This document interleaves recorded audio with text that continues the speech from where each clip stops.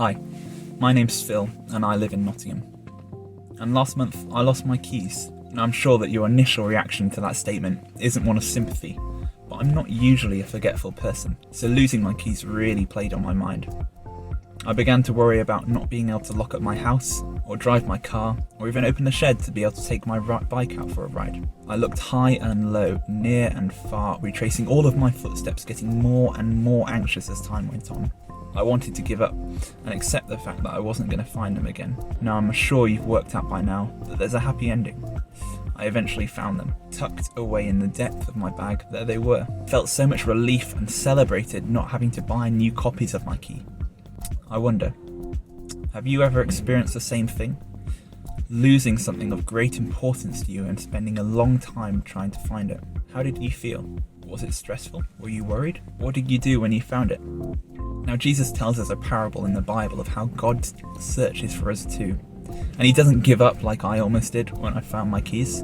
He doesn't leave us lost or abandoned, but he actively searches us out through his son Jesus. Now that's amazing and far more worth celebrating than me finding my keys, knowing that there's a party going on in heaven when people discover this truth. So whether you're at school today, whether you're at home, with your family or with your youth group, why don't you think about celebration today? What does celebration mean to you? How can you celebrate?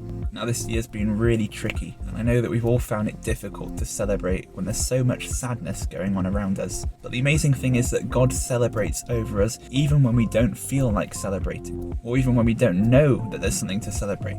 In the book of Zephaniah in the Bible, it says, "The Lord your God is with you, the mighty warrior who saves. He will take great delight in you.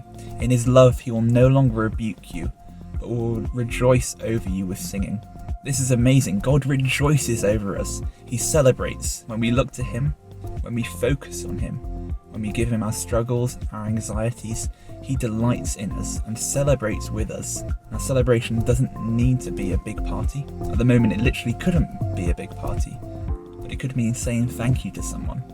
It could mean going on a walk and praising God for all of nature. It could mean lighting some candles and talking about your favourite moments over the last year with your family. So today, why don't you think about celebration?